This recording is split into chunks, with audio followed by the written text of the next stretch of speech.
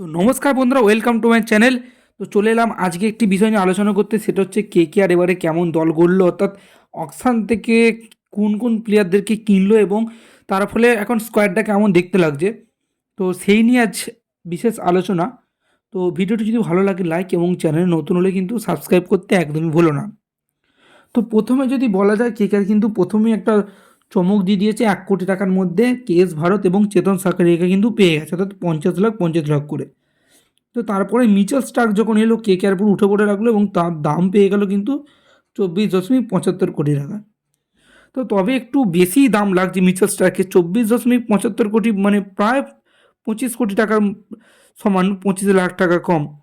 তো এতটা দাম দিয়ে কেনাটা কি ঠিক হলো? তো সেটা পারফরমেন্সই বলবে এবারে। যেখানে ধোনি 12 কোটি, বিরাট কোহলি 17 কোটি, রোহিত শর্মা 16 কোটি, সেখানে মিচেল স্টার্ক হচ্ছে 25.5 কোটি টাকার, ওই 25 কোটি টাকার মতন। তো দেখা যাক কি হয়। তো তোমাদের কি মতামত, এত টাকা দিয়ে কি কেনাটা কি ঠিক হলো? তোমাদের কি মতামত তোমরা কিন্তু কমেন্টে জানাতে একদমই ভুলো না। তো তারপরে কিন্তু একটা ভালো বাইক করে নিয়েছে, অর্থাৎ কামব্যাক করেছে না, সেরফন রাদারফোর্ড টাইপের একটা বিধ্বংসী মানে অলরাউন্ডারকে কিন্তু কিনে নিয়েছে 1.5 কোটি টাকা।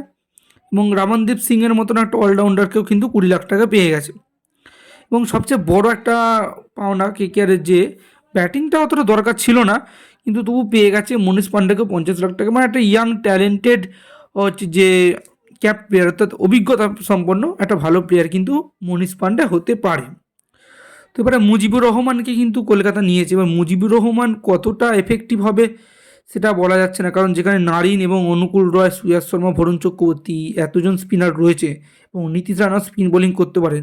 তো তারপরে তারাকে কেন নেওয়া হলো জানি না। তো তারপরে সাকিব হোসেন, ভাই এই প্লেয়ারটা সম্পর্কে আমি নিজেই কিছু জানি না। তো মূলত একজন বোলার।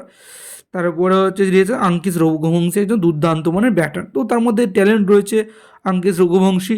তো এই ব্যাটারটা কিন্তু একটা আমরা ঝলক দেখতে পারি। তো কেকেআর কিন্তু ট্যালেন্টের জন্ম দেয়, যেমন শুভমন গিলকে কিন্তু তৈরি করেছে কেকেআর, সুয়াস শর্মাকে কেকেআর তৈরি করছে, বরুণ চক্রবর্তী। ভাই এরা হচ্ছে একটা লেজেন্ড, মানে কেকেআর থেকে লেজেন্ড তৈরি হয়ে বেরোয়। তো দেখা যাক আঙ্কিশ রঘুবংশী, তারপরে রামনদীপ সিং এরাও কি কলকাতা থেকে বেরোয় নাকি। তো যার ফলে কেকেআরের স্কোয়াডটা কিন্তু মোটামুটি ঠিকই আছে। তো একটা উইকেট কিপার নিয়ে কিন্তু একটা সমস্যা থেকে যাচ্ছে। কেএস ভারত যে টাইপের প্লেয়ার, তাকে দিয়ে কিন্তু ওপেনিং করানো যাবে না, তো তাকে মিডিল ওভারে খেলাতে হবে।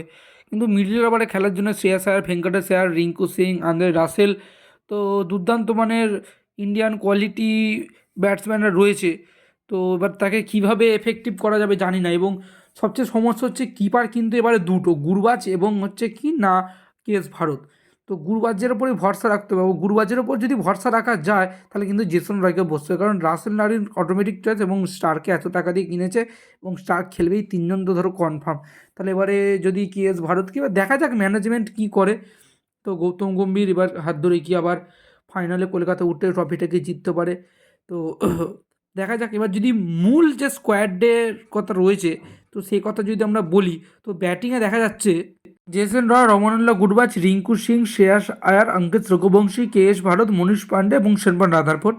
এবং অলরাউন্ডারে Venkatesh Iyer, Andre Russell, Anukul Roy, Nitish Rana, Sunil Narine, Ramandeep Singh. এবং বোলার কিন্তু অনেকজনই রয়েছে, বৈভব আরোরা, বরুণ চক্রবর্তী, হর্ষিত রানা, সুয়াস শর্মা, চেতন সাকারিয়া, মিচেল স্টার্ক, মুজিবুর রহমান, গ্যাস আর্টসেন এবং সাকিব হোসেন। তো আমি একটা কথা বলতে ভুলে গেছিলাম, চেতন সাকারিয়াকেও কিন্তু 50 লাখ টাকা দিয়ে কিনেছে। সেটাও কিন্তু একটা খুবই ভালো চয়েস বলা যেতে পারে। 50 লাখ টাকাটা ভালো যে ইন্ডিয়ান বোলার, সেটা কিন্তু পেয়ে গেছে। তো এই ছিল আজকে ভিডিওটি ভালো লাগলে লাইক এবং চ্যানেলে কিন্তু নতুন হলে সাবস্ক্রাইব করতে একদম হলো না। দেখা হচ্ছে অন্য কোনো পরবর্তী ভিডিওতে। ততক্ষণ বাই বাই।